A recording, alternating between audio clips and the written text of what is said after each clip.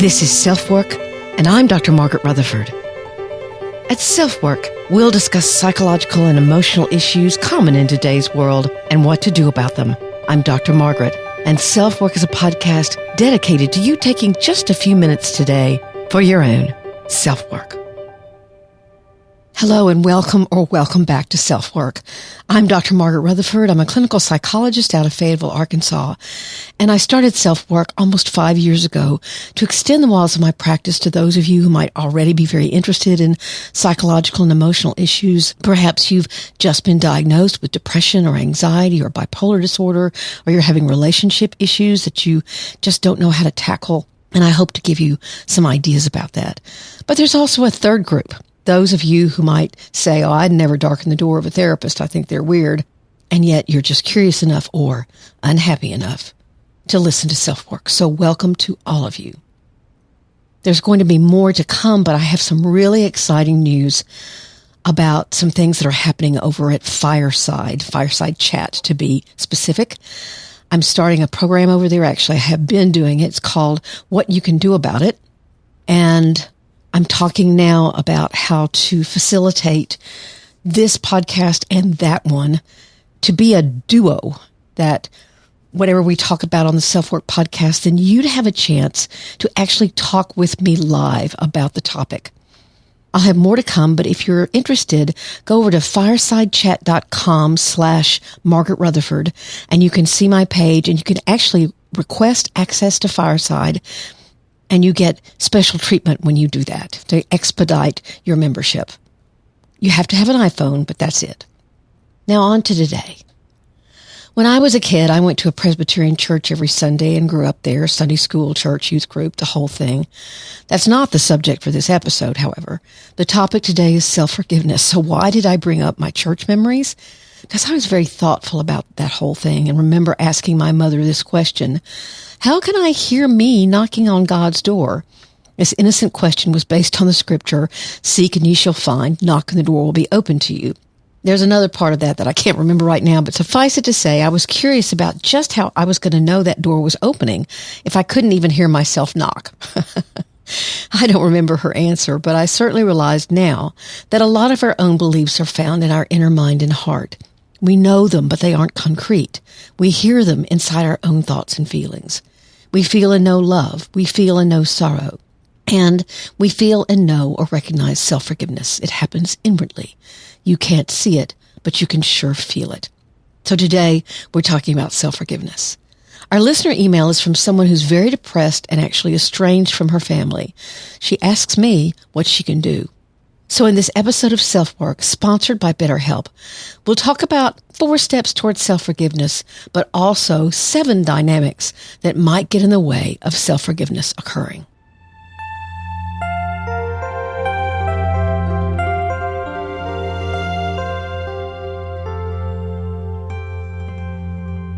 When I stopped to think about why self-forgiveness might be difficult for many, there were so many colloquialisms that immediately jumped to mind. How often have you heard someone say, well, he took himself off the hook pretty quickly, and they don't mean it kindly? Or someone else might jump in with, boy, did she take the easy way out. These are only 2 of the phrases that are part of our daily language that more than insinuate that not facing up to responsibilities, mistakes, challenges, conflict, whatever, isn't respected. Ghosting, in fact, has become how many people exit relationships. They just up and leave, rather than face the disappointment someone else might have, or perhaps worse, they don't have the integrity to look into their own behavior and realize that you used someone else, and when you were done, you split. If I never look at something from someone else's perspective, then I can deny there was any harm, and there's no need to wrestle with questions about my own integrity. You know, integrity is not something I hear people talk about a lot these days. How is integrity defined? I've always heard the armchair definition. You have integrity when you do alone what you would do in front of other people. You follow your own morals or ethics no matter what. And somehow I'm afraid that self-forgiveness has become entangled with the idea that you have less integrity if you forgive yourself for something. That carrying around guilt or shame means that you're doing the right thing. Well, That's not been my observation as a clinician. In fact, heavy burdens of guilt or shame tend to lead someone to act self-destructively or to continue to make the same mistake over and over and over again, because shame eats away at your sense of self-respect or belief that you have value. I found a quick outline for the 4 steps to self-forgiveness on the Very Well Mind site, whose editor is therapist Amy Morin. I also just happened to find when I was looking that they had listed SelfWork as one of the top 10 podcasts to listen to if you have depression, so that was pretty neat. Let's go over what they call the 4 R's of self-forgiveness, and I have that article in your show notes. It's very well written. First is responsibility. You have to first take responsibility for something you've done that has been harmful. What gets in people's way is to say something like, well, I didn't mean to hurt them, or I think that you being hurt is your problem. I don't mean to infer that just because someone has a beef with you, that you have to absorb every ounce of responsibility, but you can take your share. So you have to take responsibility. The second R of self-forgiveness is remorse. You don't just feel it, you say it and mean it. I've said before on this program that I've learned that some children are taught that saying I'm sorry means you have to bear all the blame, or that somehow you're taking a submissive position. I've watched a lot of people say I'm sorry, and when it's sincere, it can be a huge gift to someone. And when you're trying to forgive yourself, realizing that you've been your own worst enemy, and you feel the sadness of that, you almost apologize to yourself. It can be a great gift to you.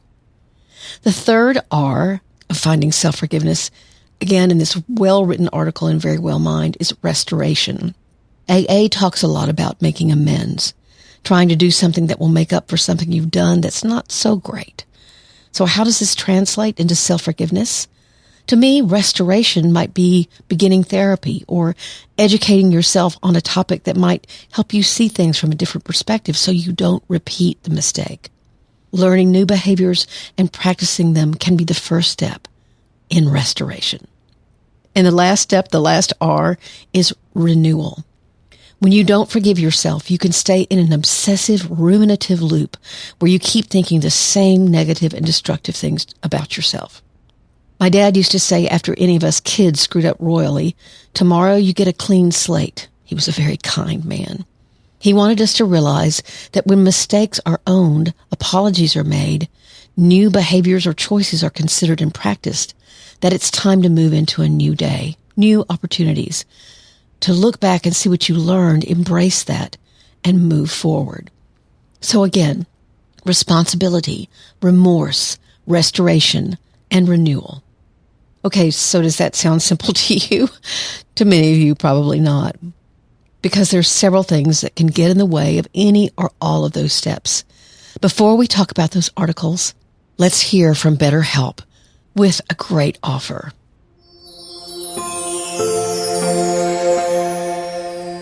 I'm always honored when one of you reaches out to me to ask, hey, could I see you? Unfortunately, right now I can only see people in Arkansas, but I do have a suggestion for you. I've personally found that BetterHelp, the leading online therapeutic counseling service, is really a great option, and I've partnered with them here at SelfWork to provide you with a professional, very affordable, and trustworthy source of help, no matter where you live. In fact, BetterHelp has been a sponsor of SelfWork for more than a year, and I can't tell you how much it's meant to have their help and support here on the program. But of course, before any kind of relationship happened, I tried BetterHelp myself. They use only licensed therapists, meaning licensed professional counselors, social workers, marriage and family therapists, probably even some psychologists, and they match you up with someone likely in the same state as you if you're here in the United States. But I want to talk about what really stood out for me. I saw 2 different counselors, or I didn't see them, but I worked with them. For one thing, it was very convenient, and they both tried their best to meet my schedule. The second thing was, those of you on the podcast often write reviews or send me emails that say, hey, I really like that you make direct suggestions on what to try, real tangible recommendations. And the 2 counselors I tried did that as well. It's not that empathy and a listening ear isn't valuable. Sometimes we all can benefit from working through emotions in a safe relationship. However, I believe you get hope when you see yourself handling emotions that previously you couldn't, or maybe you speak up in meetings where before you didn't care enough to, or maybe your confidence was shot. You want to be able to see real change in yourself. Both of them actually offered worksheets for me to use to get a little deeper into things outside of the session. So I walked away with ideas. We're still in the middle of a pandemic, and everyone's lives have been challenged to a lesser or greater extent for a year or more. So that's the backdrop we all have to deal with, and BetterHelp wants to be there for you. But also, because you listen to SelfWork, you do have a really good offer for them. You'll receive a 10% discount on your first month of service if you use this code. TryBetterHelp.com/SelfWork. That's TryBetterHelp.com/SelfWork. And you'll find a counselor uniquely chosen for your preferences and needs. And then, of course, write me and let me know how it goes. If your first counselor isn't a great fit for you, they'll find somebody else, just like in non-online therapy. And after all, so many counselors are only working online these days, and BetterHelp isn't expensive. So try BetterHelp, because reaching out can be so vital to your mental health. So what might get in the way of you being able to go through those 4 steps to self-forgiveness? First, the religious or cultural meaning of guilt. I'm not a spiritual advisor, nor a sociologist or anthropologist, so I'm not going to be overly specific here. I want to simply say that some of my clients have told me that what their specific religion or culture believes about forgiveness can lead them to not forgive themselves, but to stay in guilt. For example, if they feel that someone's choice to leave a church or culture was due to them, then their guilt is the price they have to pay, their burden to carry. Again, I want to mention it, and it's certainly not meant to question whatever your beliefs are. But what you've been taught can block efforts to guide you away from self-recrimination. The second thing that can get in your way of forgiving yourself is depression or other mental illness. Depression itself, because its energy flow is implosive, meaning it goes toward you, can be a barrier to self-forgiveness.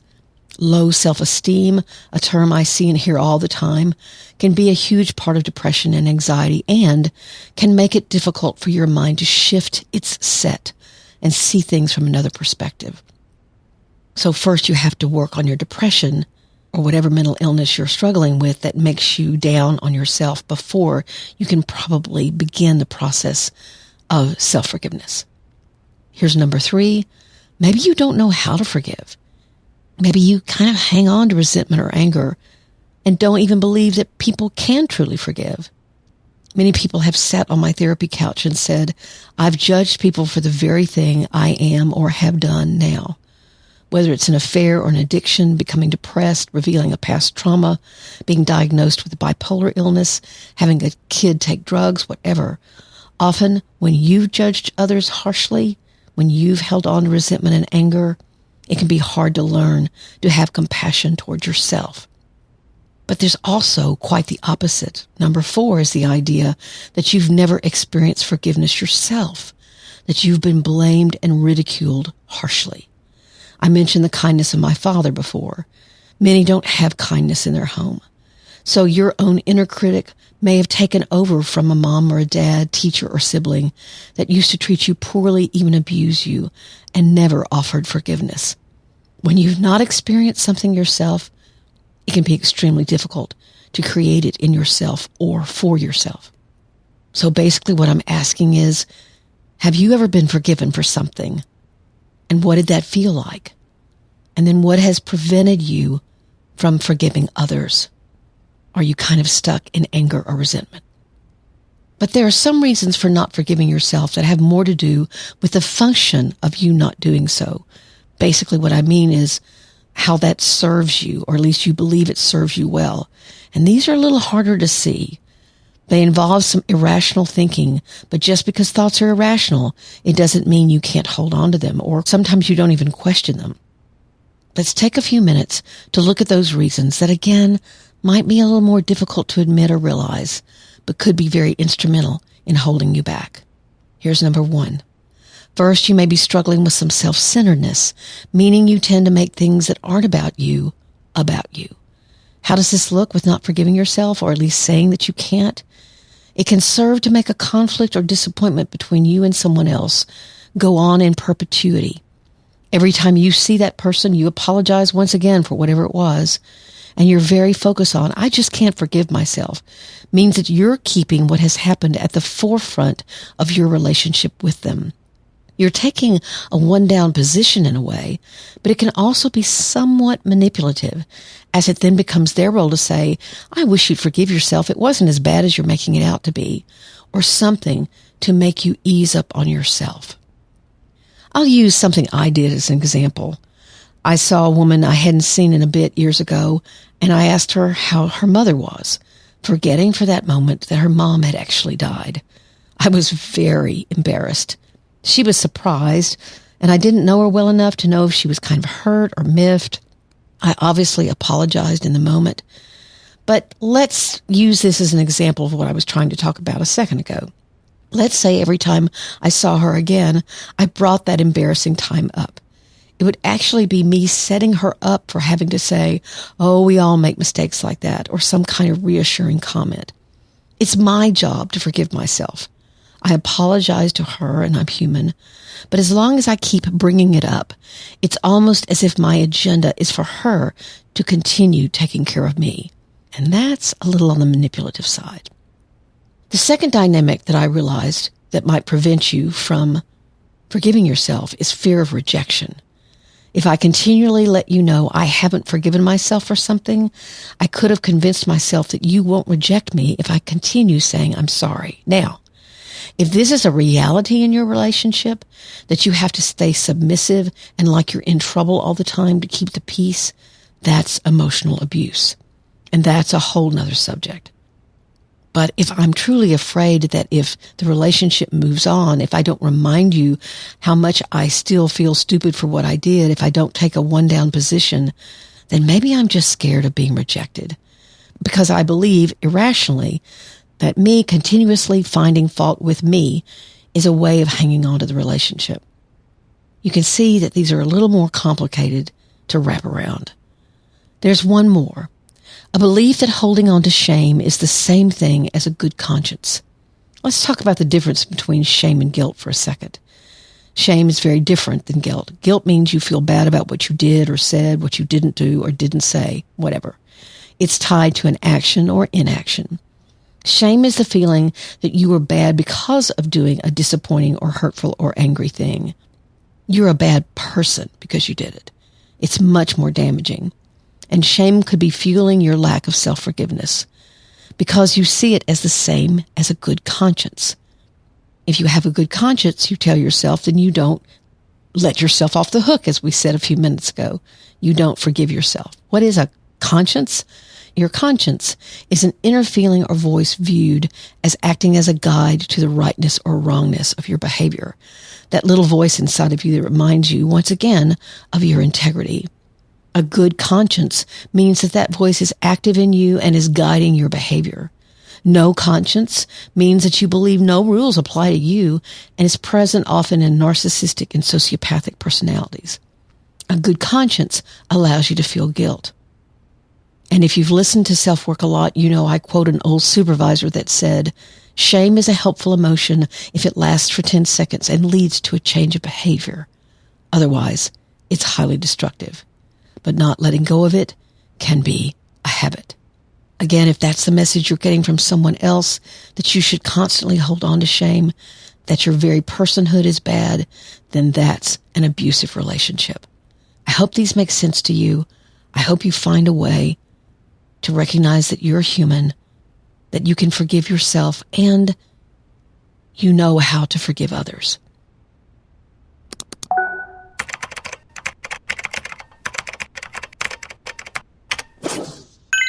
Our listener email today is from a woman who feels very, very alone. My name is Billy. I'm 62 years old on Social Security disability. I had depression for most of my life, and now that I'm old, I can't take care of myself. I have no family. I have family, but they don't have anything to do with me, and I don't know what to do. I wish I could say that this kind of email is one I don't receive very often. But I chose it today because, sadly, I do hear a lot from people who are estranged from family and are facing their own aging process, or maybe the aging problems of other family members. Whether it's old hurts and grievances that are being held on to, misunderstandings that turned into the actual abandonment of the relationship, whether addictions had anything to do with it, she really doesn't say. but she's now on disability, 62, has been dealing with what sounds like chronic depression, and she's estranged from her family. So how would you answer her question? Sometimes estrangement can be healed, but often it cannot, because it takes the 2 or 3 or however many parties that are involved to take their share of the responsibility, or at least ideally that's what happens. Then everyone needs to look to the future and truly let go of whatever was past. It's possible, but it can be complex. So let's say Billy reached out. If she made her own amends, as we were talking about before, if she waved her own white flag of wanting the conflict to be over, then perhaps the others in her family, or at least 1 or 2 of them, might respond. So first thing I might suggest is that she try that, realizing that she could only do her part, and if they don't respond, she'll always know that at least she tried. I also have had patients who had no relationship with their biological family, but who built a family from friends, neighbors, church members, people who became their family of creation. I realize that with depression that can be tough, but I have a saying in my office, friends are your family of choice. And it's also good, I think, for people of a certain age to make sure they have younger friends. And of course, those younger friends can often appreciate a maternal or paternal energy in their own lives. But I also thought I heard a bit of resignation in Billy's voice. That can be part of depression, but it can also be the byproduct of having chronic depression. But there's good news on the depression front. There are new treatments that are very effective that are covered by insurance. The first and main one that comes to mind, especially with chronic depression, is TMS, transcranial magnetic stimulation. It's non-invasive, and I've seen it do wonders for people with chronic severe depression. This effort of making a family of choice or a family of creation, depression can make that very difficult. So Billy, please talk to your doctor, get a second opinion. There are other treatments that might be very helpful for you and give you the emotional and mental energy you need to move forward.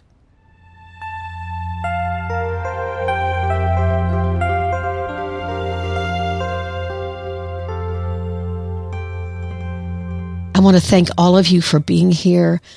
You know, last week I had COVID.